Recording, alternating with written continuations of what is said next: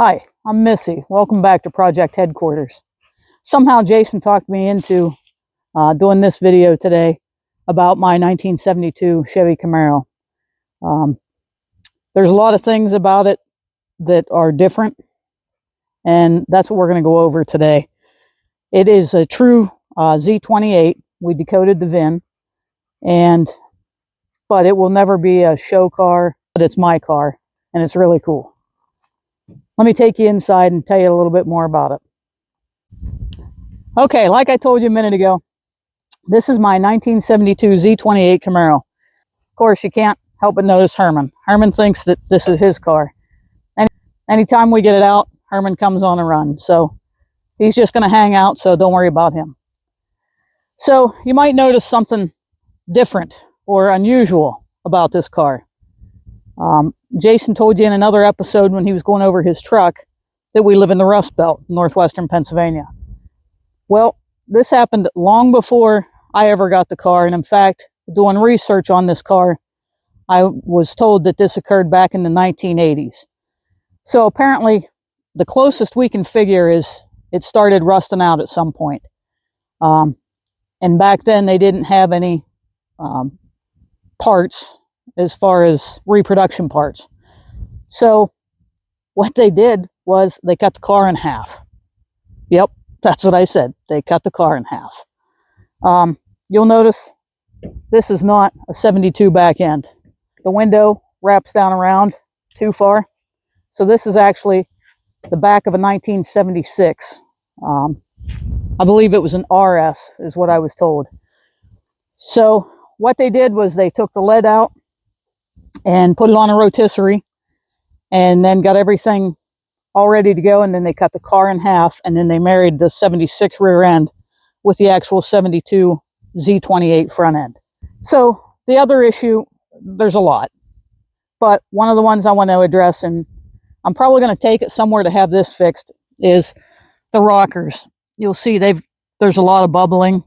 I need to get that fixed. We're not going to do it here because of the fact that the structural integrity, we don't want to take any chances with that. It's a unibody, and I don't want to, that I'm not messing with.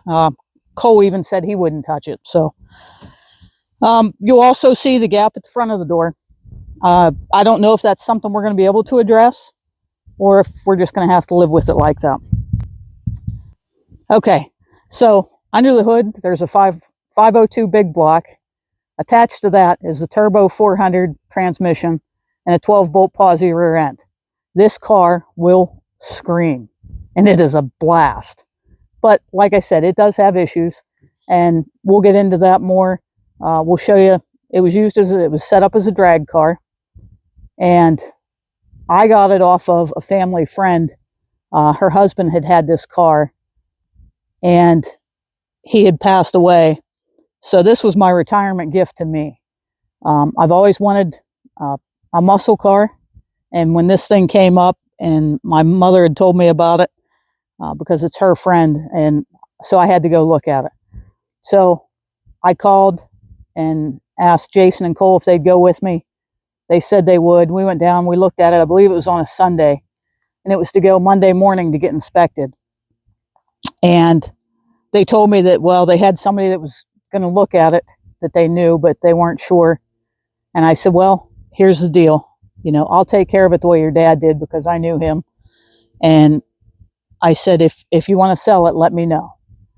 Lo and behold, I think a week later, I was on my way home from work, and they called me and said, hey, we're going to give you first chance at it. So, of course, I jumped on it, not realizing that the car had been cut in half. But at this point, it doesn't matter because it's my car.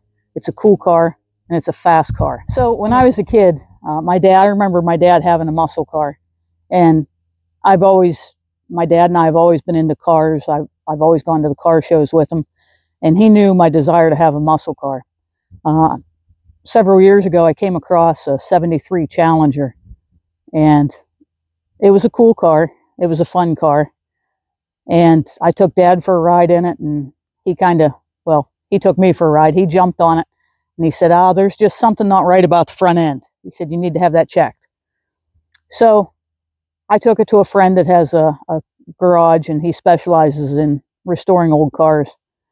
And I left it there and told him, you know, give me a call when he figures it out. So a few days later, he called me and he said, you got to come out and see this. You're not going to believe it. So I went out and he jacked the car up and the whole front end split. Inside the frame, the guy that I had bought it off of had shoved rags in there and then put undercoat over top of it. You couldn't see it. He put it up on a rack, showed us how good and solid it was. Looked fine. Of course, you're not going to notice it when it's up on a rack. So that started my paranoia with my muscle cars. Basically, I was just out that. I ate that one, and that was a big loss. So when I got this, and we went to the garage where they inspected it to pick it up, we pulled in, and Jason's like, that is not the back end of a 72. And I was kind of paranoid anyway because of my history with muscle cars. And so I didn't think too much more about it. We got to digging into it, and then that's when I found out that, yeah, it was actually cut in half. It was done locally. I've tried to get a hold of the guy that did it, and in talking to other people that knew him, they said he did an amazing job with it. He did it the right way. Apparently somewhere there's pictures of this car in that process. I haven't been able to locate them yet. I'm hoping to be able to do that at some point. But so if I'm a little paranoid about this thing, that's why. I'm afraid it's going to break in half like my last one. And Jason and Cole keep telling me you worry too much. But you'll see why I worry about this thing breaking in half, because what's under the hood. So let's take a look at that.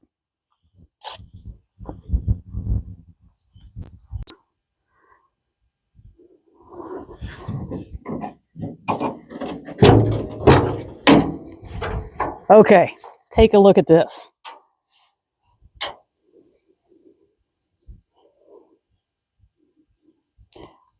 This car, the friend of my dad and mother's, this car, he used it as a drag car. So I believe he's the one that put this motor in. His wife also has, I believe it's a 72 Chevelle, and they wanted to put a 502 in it, but we're unable to do that.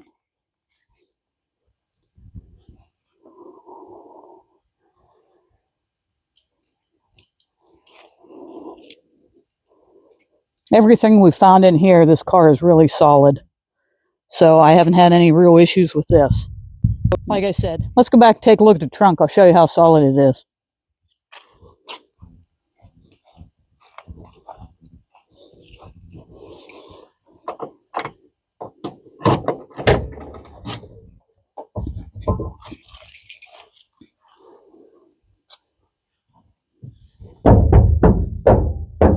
Can't really complain about anything back here.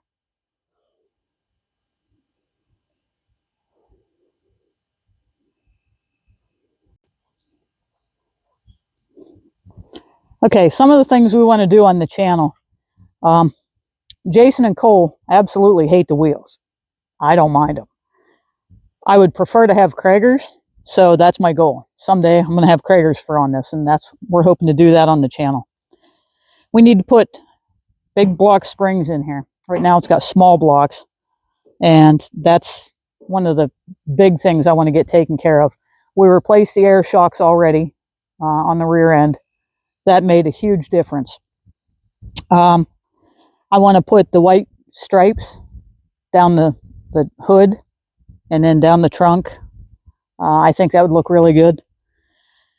One of the other things we did is the radio didn't work. So I told Jason, he tried to talk me into a Bluetooth. I didn't want a Bluetooth. I wanted an old school AM FM radio. And well, lo and behold, for Christmas, he got me an old school AM FM radio. And of course, it's got the cassette player, because what 72 Camaro did not have a cassette player? So I get that thing rocking. I want to also put some speakers in up front, because right now it's pretty hard to hear the cassette player over the motor. So we're going to do that. I want to build a console for the center. This car was originally a standard, And it was converted over, like I said, because he was drag racing it. So I'd like to put a console in there. I wouldn't mind getting lightning rods. I think that'd be cool in this car, but that's beside the point. So what we're definitely going to do, and then we're going to change out the headliner because the black fur, I just can't do. So we're going to replace the headliner. And hopefully we'll get that done here in the near future on the channel. I do have the material I want to do for that. So that should be at the top of our list. But for now, that's about all. Eventually, I wouldn't mind painting the whole car, but that's down the road a ways. Okay, if there's anything you would like to see us do to the car, please put it in the comments below. Also, if you haven't already done so, like, share, and subscribe. We'd really like to see the channel take off. Until next time, thanks for stopping by Project Headquarters.